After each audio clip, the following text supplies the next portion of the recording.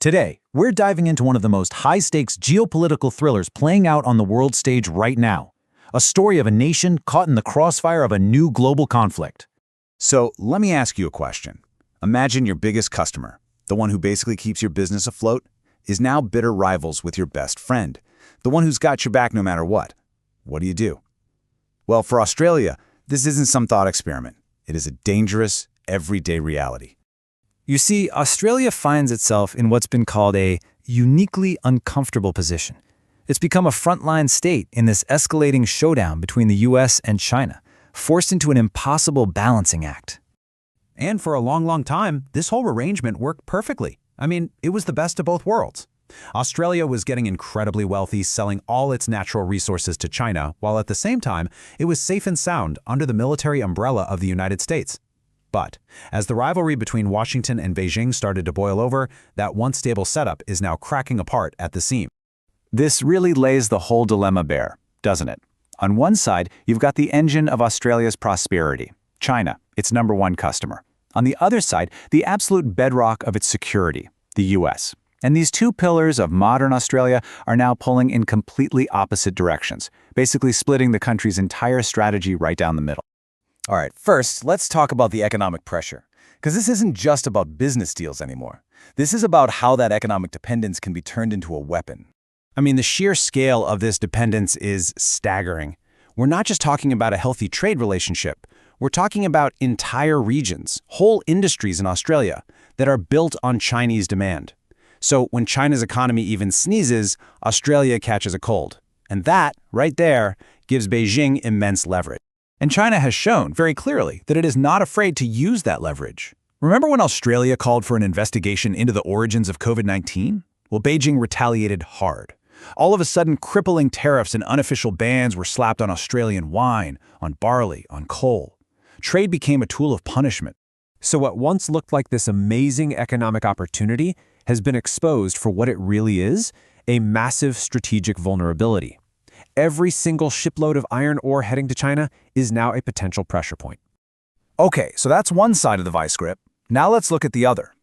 While China is squeezing Australia economically, Australia is going all in, doubling down on its military alliance with the United States. And it's a huge gamble. The absolute centerpiece of this gamble is AUKUS. Now, this is not just another treaty. This is a pact to give Australia nuclear-powered submarines. We're talking about some of the most advanced, most secretive military technology on the entire planet. It's about as clear a signal as you can send about where your loyalties lie.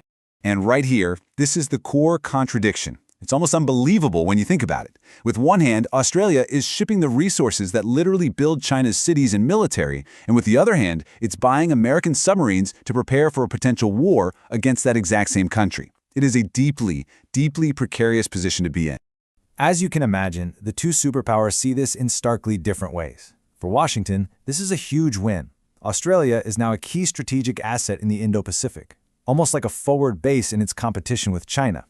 But for Beijing, the message is just as clear. Australia is no longer just a trading partner, it is now a potential adversary. So you might think this is all just a high-stakes game of chess for politicians and generals, but it's not. This has real, tangible consequences that are already being felt by ordinary people. Here's the most direct trade-off. Billions upon billions of dollars are now being funneled into defense to pay for things like those nuclear submarines. Well, that money has to come from somewhere, right? And that means other parts of the government budget, things like social spending, come under intense pressure. Preparing for conflict has a very real domestic price tag. And it hits your wallet in other ways, too. The US-China trade war messes up global supply chains, and those costs, they get passed right on down to you. The price of your phone, your car, your appliances, it's all affected by this rivalry happening thousands of miles away. It really forces you to ask a pretty fundamental question. In this global tug-of-war between giants, who really pays the price? Well, the answer is pretty clear. It's often the people and the smaller nations caught right in the middle.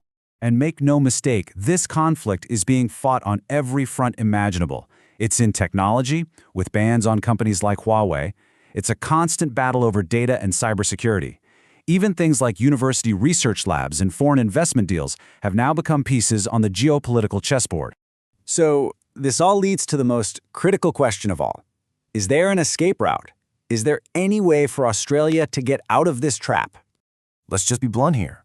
Given its geography, its deep alliances, and its economic structure, the idea of Australia just sitting on the sidelines and saying, hey, we're neutral, well, that's becoming a fantasy. The option to not choose is rapidly disappearing.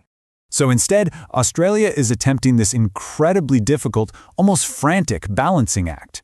It's trying to do everything at once.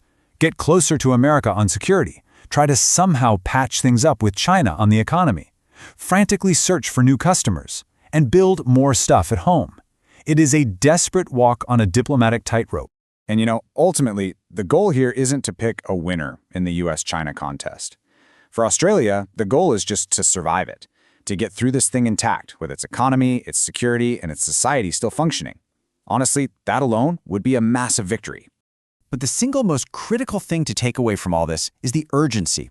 This is not a forecast, it's not a warning about some distant future. For Australia, and really for all of us, the consequences of this great power rivalry are already here. It's happening right now.